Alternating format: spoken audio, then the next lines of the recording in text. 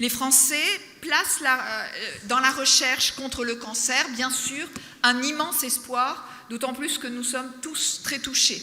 En effet, parler du cancer aujourd'hui, c'est faire le constat que chaque Français, chaque Française connaît, et souvent par son entourage proche, un lien avec le cancer.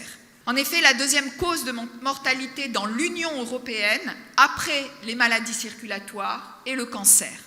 En France, les dépenses par habitant consacrées aux soins oncologiques représentent 12% du total des dépenses de santé. Face à ce problème majeur de santé publique, en réponse à la recommandation de l'INCa, la France a lancé en 2021 la stratégie décennale de lutte contre les cancers. De 2021, elle se poursuit jusqu'en 2030. Cette stratégie a pour objectif de réduire de 60 000 chaque année le nombre de cancers évitables à l'horizon 2040. Elle s'articule autour de 4 priorités majeures.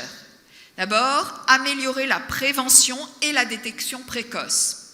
Améliorer aussi la qualité de vie des patients atteints d'un cancer, mais aussi augmenter la survie au cancer chez les adultes et les enfants, et en particulier pour les cancers de mauvais pronostic, et enfin, s'assurer que toute la population bénéficie de manière égale des progrès réalisés sur les soins oncologiques. Une enveloppe de 1,74 milliard d'euros sur 5 ans est prévue pour la mise en œuvre de cette stratégie. Avec la loi Programmation Recherche de décembre 2020, les crédits pour les actions de recherche dédiées à l'INCa augmentent progressivement de 62 millions en 2021 à 78 millions en 2025. La recherche française en cancérologie respectera ainsi les meilleurs standards internationaux et restera focalisée sur la sélection compétitive des projets de recherche selon leur niveau d'excellence.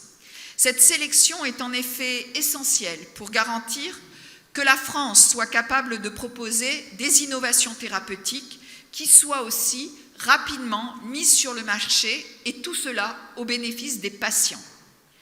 Une des plus récentes pierres à l'édifice de la recherche sur le cancer est récemment le lancement du Paris-Saclay Cancer Cluster, partenaire de cet événement.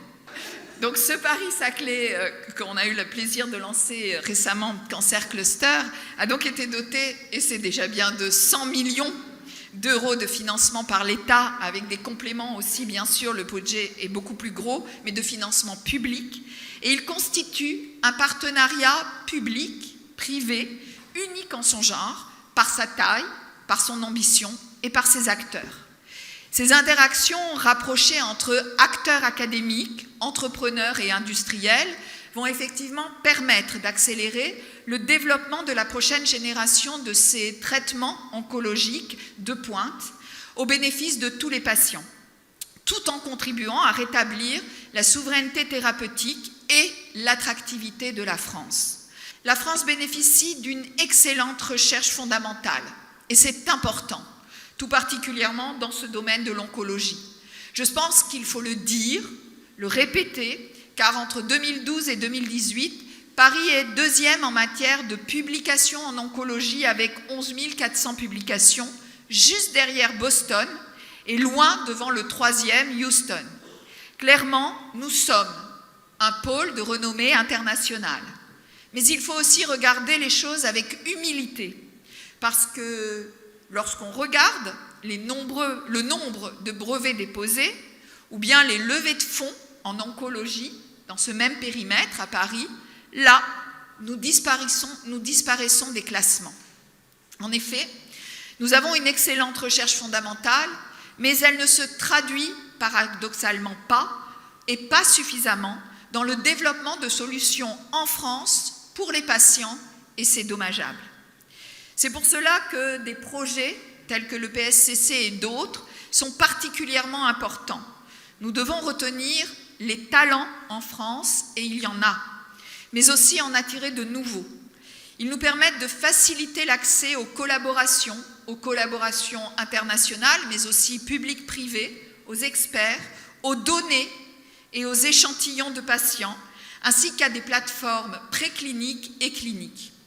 Il nous faut créer ces espaces de soutien pour les entrepreneurs, des espaces qui permettent aussi aux projets et aux entreprises de passer à l'échelle supérieure avec en ligne de mire toujours le soin du patient.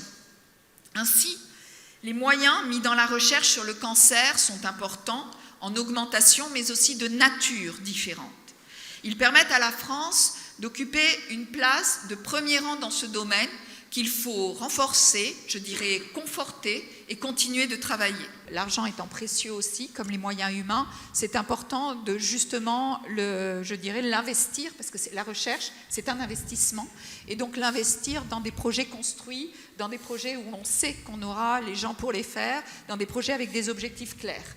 Et donc, c'est pour ça que c'est important, dans France 2030, il y a 54 milliards au total. Dans le domaine de la recherche et l'innovation, avec la formation, c'est 13 milliards, 8 pour la recherche et l'innovation. Et aujourd'hui, on a les 7 milliards du plan Innovation Santé dedans.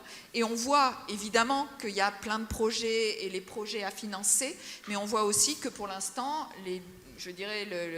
la façon d'investir, la façon de dépenser, on a du mal pour l'instant, l'argent est là. Donc on attend les projets, on attend les bons projets, on attend les projets à accompagner. Les projets dans lesquels il y a l'ensemble des acteurs qui sont réunis, les projets qui répondent à un objectif donné. Et je pense que ces projets doivent être faits avec, effectivement, sur le plan national, France 2030 est vraiment un levier, mais vous avez parlé de l'Europe, et je pense que la France, les chercheurs, avec les entreprises, etc., doivent aussi aller chercher les financements à l'Europe, puisque la France investit dans l'Europe, et l'Europe a des mécanismes, qu'il faut sûrement simplifier, mais en tout cas des mécanismes et des mécanismes financiers qui fait aussi qu'on peut aller chercher des projets des scientifiques à l'Europe et du financement.